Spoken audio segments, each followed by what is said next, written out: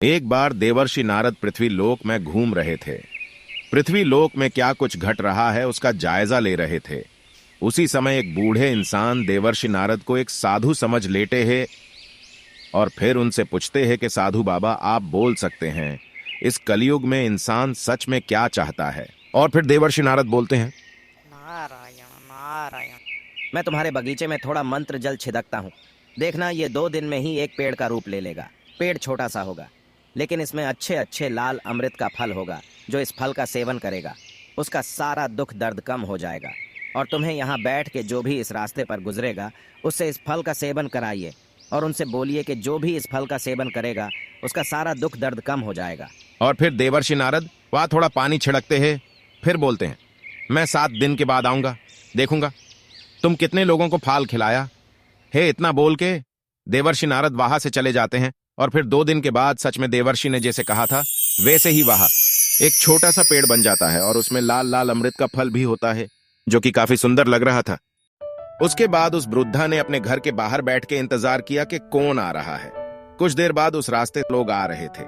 उनको देख के उस वृद्धा ने बोला, अरे भैया, आप लोग कहाँ से आ रहे हो? बहुत थक गए होगे। आइए मेरे पेड़ से कुछ फल खाइए, फिर देखिए आप लोगों का सारा थकान मिट जाएगा और आप लोगों का सारा रोग भी ठीक हो जाएगा।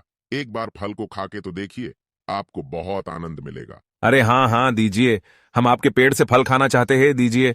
बहुत बहुत धन्यवाद जो आपने हमें फल खाने के लिए बुलाया। तू पागल हो गया है जो रास्ते से कोई भी कुछ भी देगा तू खा लेगा। अरे इस बूढ़े को देखा। हे, अगर इस फल को खा के कोई भी इंसान ठीक हो जाएगा तो यहाँ इतना सारा अस्पताल क्यों? हे, जरूर ये बुढ़ा हमें बेवकूफ बना रहा। हे, अगर इसे खा के रोग ठीक होता तो ये खुद क्यों ऐसा दिख रहा है? जरूर कुछ गड़बड़ है। तुम सही बोल रहे हो, ये बुद्ध हमें शायद मारना चाहता है। नहीं तो इसे देखो, खुद रोगी लग रहा है और आया हमें ठीक करने। चलो चलो, इसके साथ बहस मत करो, ना जाने क्या छुपा रहा। हे, हमसे जल्दी यहां से चलो, देर हो रही। हे, हम और कहीं से खा लेंगे, लेकिन यहां नहीं। अरे क्या हुआ? क्या आपस में बात कर रहे हो? आओ खा लो, फिर बाद में बात करियो। नहीं नहीं, हम नहीं खा सकते। हे, यहाँ आज हमारा उपवास चलते हैं, बाद में कभी खा लेंगे आके। ऐसे बोल के वो लोग वहां से चले जाते हैं।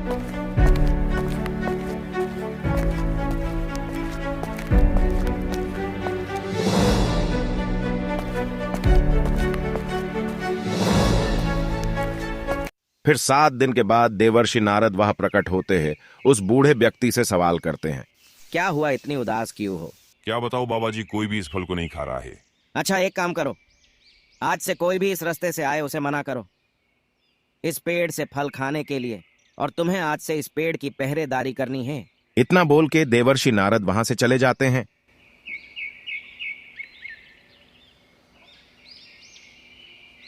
जैसे देवर्षि नारद बोले थे वो वैसे ही कर किसी को भी पेड़ के पास आने नहीं देते थे।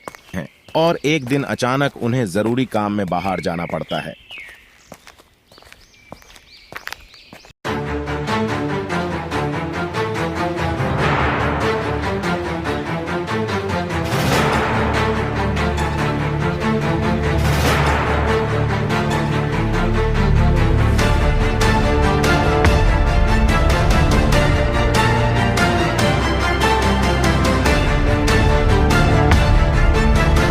उसके बाद कोई आके फल को चुरा के ले जाता है और फिर जब घर वापस आते हैं तो पेड़ से फल पत्ते सारे गायब हो जाते हैं।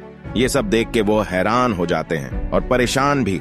ये सब कैसे हो गया और कौन किया होगा, यही सोच के वो बहुत दुखी होते हैं। फिर देवर्षि नारद वहां प्रकट होते हैं, फिर बोलते हैं, देखा तुमने, पेड़ को खुला छोड़ दिया और सबको बुलाया खाने के लिए तो कोई नहीं आया।